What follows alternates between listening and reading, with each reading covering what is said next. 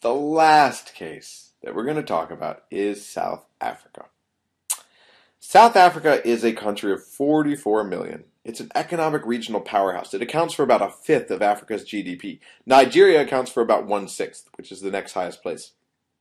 And if there weren't so many sections that we were doing, so many countries we were doing, Nigeria would be the next place we would talk about. And I may actually put Nigeria in at some point. So if Nigeria is not there yet, then I apologize and congratulations, depending on who you are and what you want. If it is there, then be happy or sad.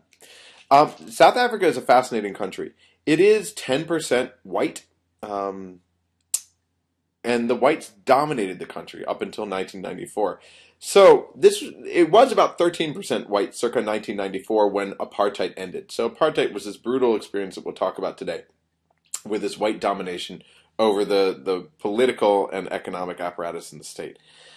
Important to understand is that the white population was not and is not simply a white population. They're split largely between Afrikaners and English. The Afrikaners make up about 50% of that white population, and the English descendants make up about 40% of that white population. Afrikaners are descendants of Dutch settlers, and we'll talk a lot about those guys today. So the language they speak is a sort of pidgin Dutch because it's been estranged from the regular Dutch language for hundreds of years. But just keep that in mind. So we've got a country that's about 10% white. It's 9% colored, and this is a racial terminology you need to be familiar with. So colored refers to any combination of a race. So it could be white and African, white and Indian. There's a large Indian population there. It could be Indian and African.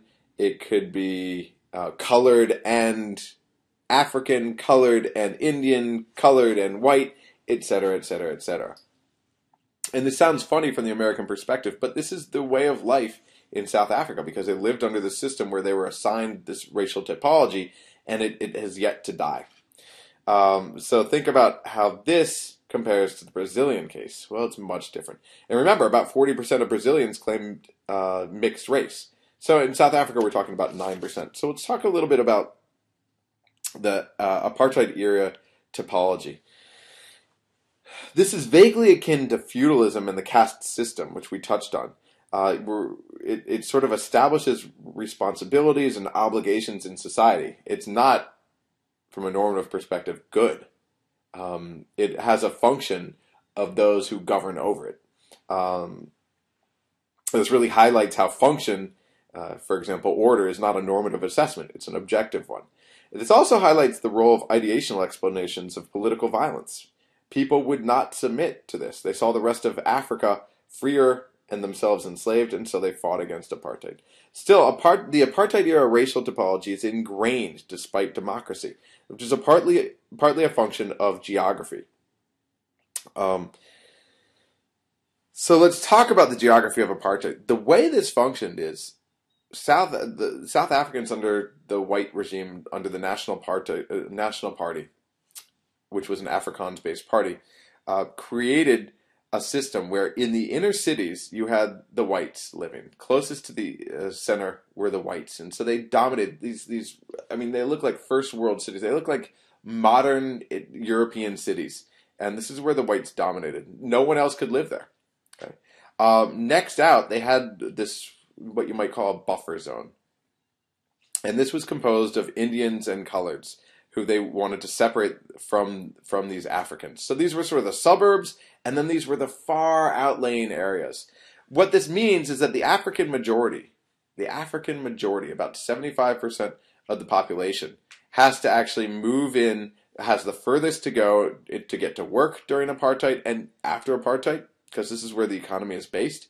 They have to pay the most to get to work. They've got the longest travel times. And, of course, they are the poorest. So 15 years later, they're still running, we're nearly 20 years later. At this point, we're talking about 20 years later.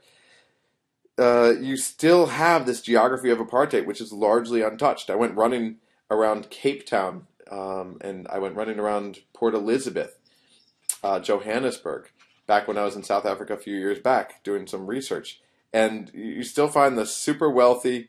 Some of the super wealthy are actually non-whites now, but this is a very small minority, and so this has largely remained unchanged. It's very social mobilization and economic mobilization is very difficult. You've got a highly polarized society. Many were left stranded on what they call Bantustans. These are rural, poor lands that were given to Africans by the apartheid government. I guess I should explain this really fast too. The Bantustans. So these are a lot like Native American reservations.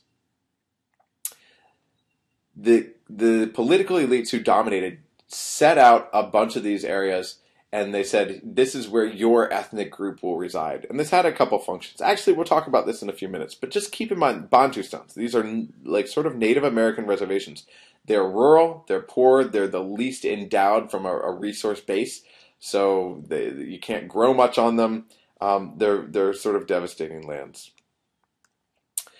In South Africa, you've got 11 national languages. So it's a multi-ethnic society, and they're very proud about this. The Coloreds and the Afrikaners tend to speak Afrikaans, which was the old language of mobility, if you wanted to move up under the apartheid regime.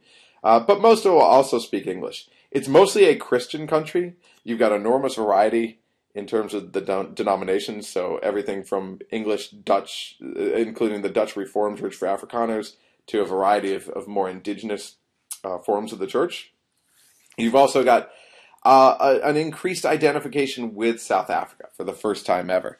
The Olympic catastrophe in 2008, the team did horribly, but at least it brought South Africans together, really in sort of mourning of a sort. In 2010, they had the World Cup. If you remember the Vuvuzela, that was this horn that everyone said was too loud, but this was sort of South African pride.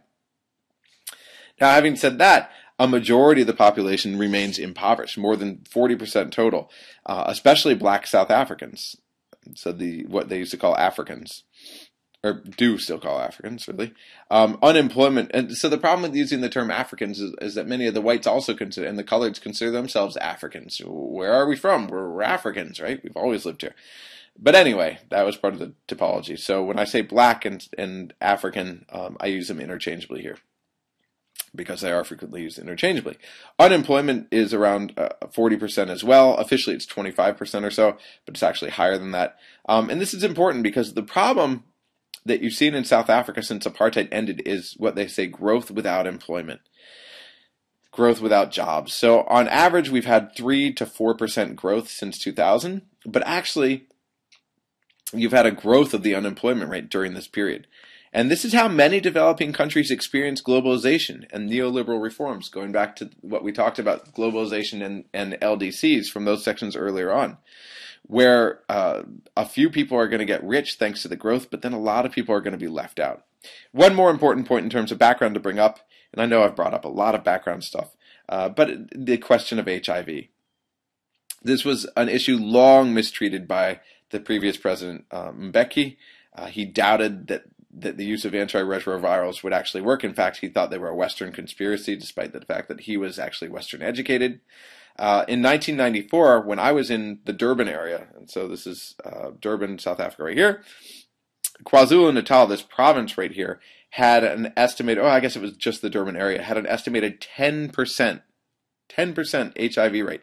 In 2007, when I was back doing some research, 37% were HIV positive. On the national scale, as of that year, it was 28%. That's more than 1 in 4. That is catastrophic, potentially. So I'll take the evolution of South Africa on a different side, because I've been babbling and babbling and babbling.